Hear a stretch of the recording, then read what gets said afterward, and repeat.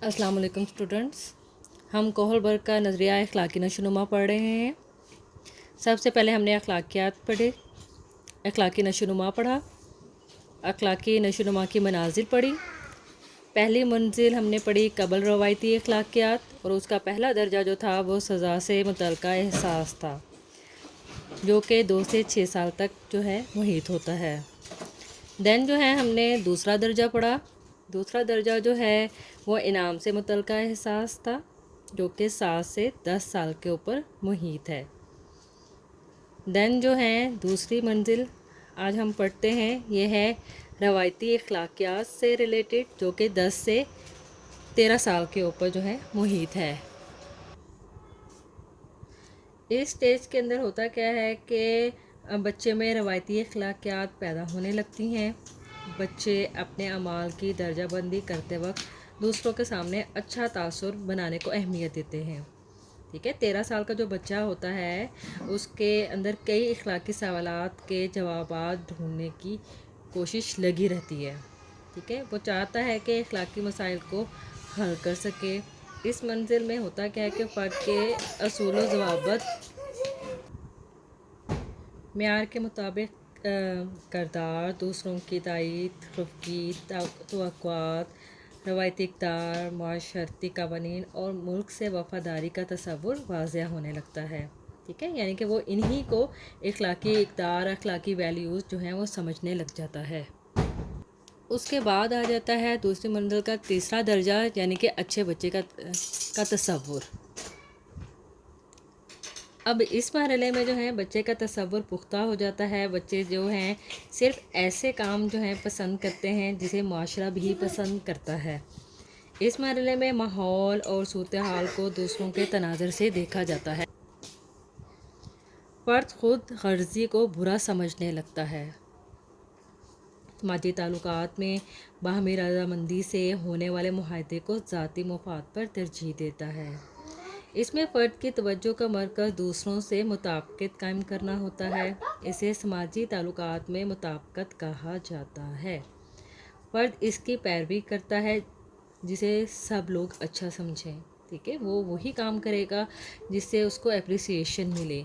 वो कवानीन और ज़ाब्तों की पाबंदी करेगा इसलिए ताकि दूसरे इसकी तारीफ़ करें। ठीक है ना, बच्चे आप देखते हैं वही काम करते हैं जिससे उन्हें तारीफ़ मिलती है, शाबाशी मिलती है। ठीक है, इस दर्जे में दूसरों की तायद, आनत और मावनत को अच्छा समझा जाता है। नेक्स्ट हम आ जाते हैं इस चौथे दर्जे के ऊपर। ये चौथा दर्जा जो है ये हाकमियत का तसव्वुर दे रहा है। अब इस स्टेज के अंदर क्या हम ये देखते हैं कि दूसरी मंजिल के इस दर्जे में फ़र्द सही, गलत और कानून के बारे में वाज़िया तसव्वुर अपना लेता है। वो समझने लगता है कि सही का ताल्लुक़ जो है वो माशरती इक़्तिदार से है। ठीक है, कोहलबर्ग के मुताबिक बहुत से अफराद दूसरी मंजिल के इस दर्जे से आगे ही नहीं बढ़ पाते। इस दर्जे में क्योंकि फ़र्द जो है फ़राइज़ की अदायगी को अहमियत देता है, इंतज़ामिया की इज़्ज़त और समाजी तंजीम की पैरवी को दुरुस्त जानता है। इस मरहले पर वो समझ रहा होता है कि कानून वो होता है जिसे नहीं तोड़ा जा सकता, यानी कि वो इम्पोर्टेंस जो है वो जान जाता है कि क्या रूल्स एंड रेगुलेशन हैं, क्या लॉज़ हैं। तो वो जो है हाकिम की अतात और समाजी निज़ाम की पैरवी करना पसंद करता है। यानी हाकिम उसका कौन हो सकता है? उसके बड़े, उसके घर वाले, उसके पेरेंट्स, उसके टीचर्स। ठीक है, फ़र्द समझता है कि हर शख्स को रवायात, रस्म व रवाज और समाजी इक़्तिदार का पाबंद होना चाहिए। ठीक है, वो तमाम रूल्स एंड रेगुलेशन समाजी इक़्तिदार यानी कि सोसाइटी की वैल्यूज़ की बात कर रहे हैं। ठीक है, इन सब को दुरुस्त समझता है और इन पर अमल पैरा होता है। ठीक है, इस दर्जे की नशोनुमा में फ़र्द इंतहाई नेक नीति से कानून की अतात करता है। ठीक है ना, वो हर तरीके से कानून की पासदारी करेगा, अपने फ़राइज़ बखूबी अदा करेगा, कानून को बालातशा समझेगा और सबसे कानून की पैरवी की तवक्को करेगा। ठीक है, वो समझेगा कि सारे लोग जो हैं इन रूल्स एंड रेगुलेशंस की पाबंदी करें। अच्छा जी, नेक्स्ट आ जाता है तीसरी मंजिल। तीसरी मंजिल जो है वो क्या है? माबद रवायती अखलाकियात। कोहलबर्ग के मुताबिक इखलाकी नशोनुमा की ये आखिरी और आला तरीन मंजिल है। ٹھیک ہے، یہ درجہ اس وقت پیدا ہوتا ہے جب فرد تجریدی اخلاقی اصول وضع کرنے لگتا ہے. ٹھیک ہے، اس منزل میں ہوتا کیا ہے کہ سماجی روایات، اقدار، نسل، دوستی، دشمنی، مذہب، طبقہ بندی سے بالاتر ہو کر سوچنے کی صلاحیت جو ہے وہ انسان کے اندر پیدا ہو جاتی ہے. ٹھیک ہے، یعنی کہ وہ قوانین کے احترام کے علاوہ انسانی اقدار، دوسروں کے حقوق اور ان کے مراتب کو مد نظر رکھ کر سوچنا شروع کر دیتا ہے. ٹھیک ہے، دین آ جاتا ہے پانچواں درجہ ہمارا. اب یہ پانچواں درجہ جو ہے سماجی معاہدے کا احساس ہے.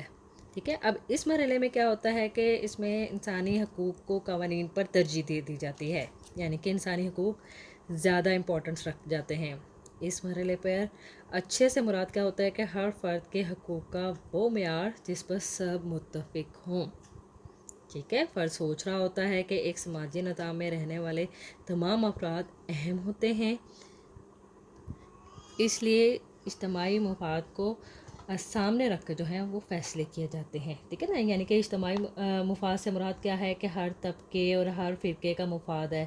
پر سمجھتا ہے کہ تمام لوگوں کے مساوی حقوق ملنے چاہیے. ٹھیک ہے، چاہے وہ کسی بھی فرقہ سے تعلق رکھتے ہوں، کیونکہ قانون کا مقصد کیا ہے؟ انسان کی فلاح ہے، تو وہ تمام فرقے کے لوگوں کے لیے ایک جیسے ہونے چاہیے. ٹھیک ہے، اس درجے میں ہوتا کیا ہے کہ فرد کی اخلاقیات جو ہیں اس بات کا تقاضا کر رہی ہوتی ہیں کہ انسانی حقوق کی پاسداری کی جائے.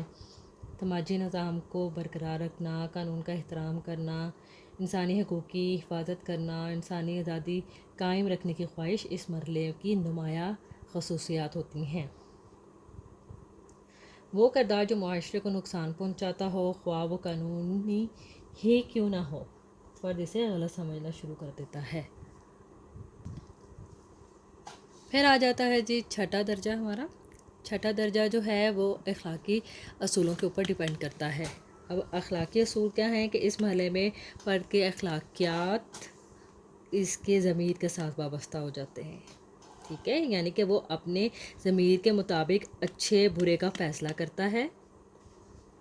فرد انصاف، انسانی احترام اور مساوات پر زیادہ زور دیتا ہے. اس مرحلے میں فرد انصاف اور حق کی کسوٹی کے مطابق دوسروں کو معزز اور قابل احترام سمجھے گا.